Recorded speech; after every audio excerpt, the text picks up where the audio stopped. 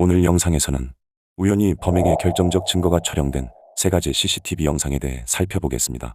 2019년 8월 24일 토요일, 영국 랭커셔주 에크링턴의 한 무덤 단지에서 신원을 알 수 없는 여성이 숨진 채 발견된다. 그런데 그녀가 쓰러져 있던 곳 바로 옆에는 심상치 않아 보이는 쓰레기통 하나가 널브러져 있었는데, 사건은 12일 전인 8월 12일로 거슬러 올라간다. 이날 47세 여성 린제이 버백은 자신의 딸 사라와 함께 쇼핑을 한 뒤 집으로 돌아왔고, 이후 저녁에 딸이 귀가하면 함께 카페에 갈 예정으로 잠시 동네 산책을 나간다.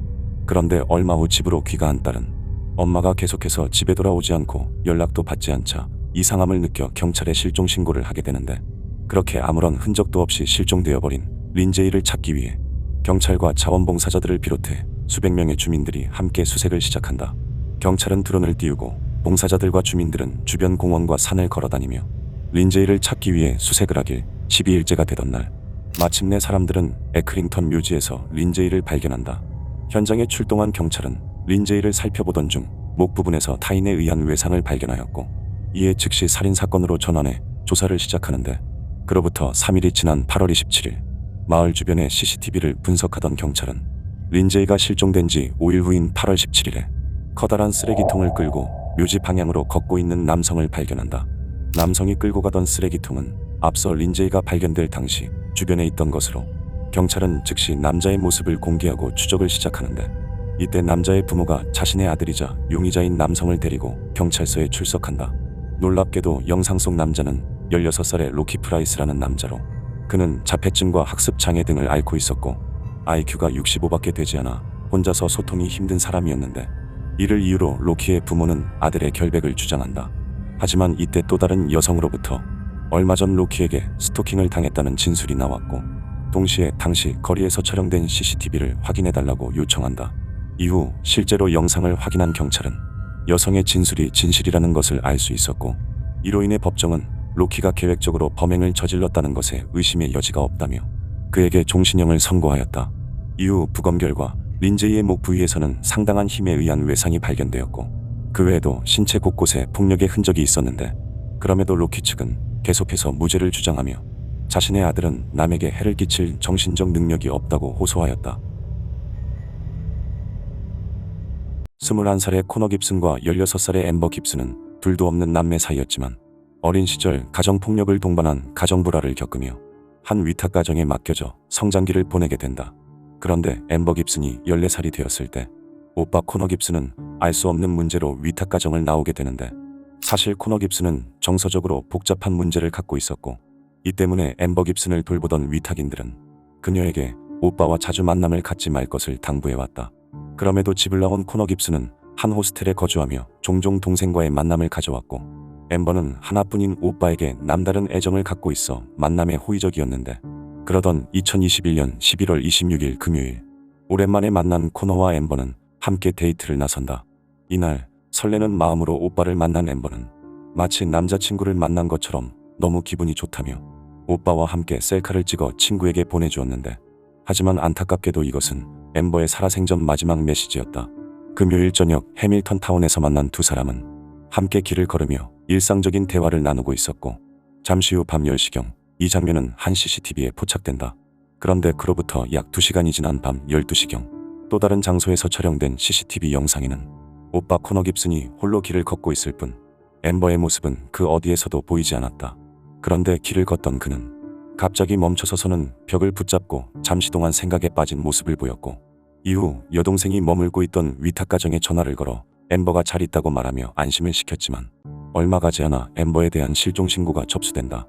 하지만 경찰은 앰버를 쉽게 찾을 수 없었고, 그렇게 며칠간 수사가 이어지던 12월 1일 오후, 마침내 앰버는 마을 근처에 위치한 공원 덤불 속에서 진흙에 덮인 채 발견된다.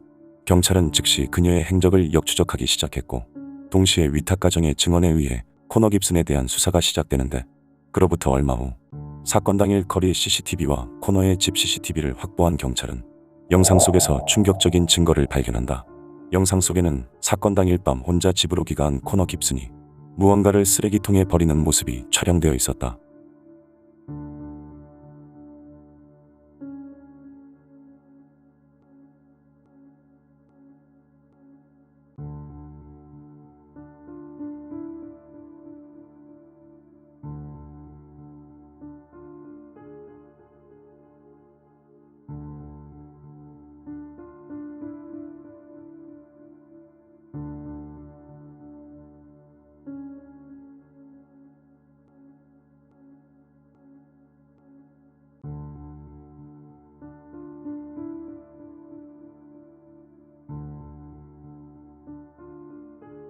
조사 결과 그가 굳이 밤늦은 시간에 나와 급히 버린 것은 엠버를 만날 때 입었던 티셔츠와 반바지로 옷 이곳저곳에는 혈흔이 잔뜩 묻어 있었는데 다행히 경찰이 현장에 도착했을 때 쓰레기통 안에는 아직 옷이 남아 있었고 이를 즉시 분석한 결과 혈흔은 엠버의 것으로 확인된다.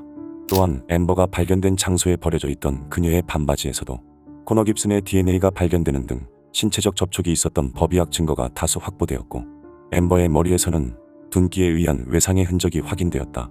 사실 코너 깁슨은 얌전히 있다가도 갑자기 분노를 터뜨리는 약간의 분노 조절 장애가 있었고 사회적, 정서적 문제가 많아 학교에서는 주로 외톨이 생활을 해왔었다. 그의 학교 친구들에 의하면 하루는 그가 친구 중 한 명을 죽이는 것에 대해 진지하게 얘기를 한 적이 있었고 임신한 친구에게 아이를 어떻게 해버리겠다고 말하는 등 정신적으로 문제가 있었다고 한다. 그도 그럴 것이 코너는 자신이 체포되기 하루 전날인 11월 30일에 페이스북 게시물을 통해 동생 엠버에게 그립다는 취지의 메시지를 남기는 등 지속적으로 비정상적인 모습을 보여왔다.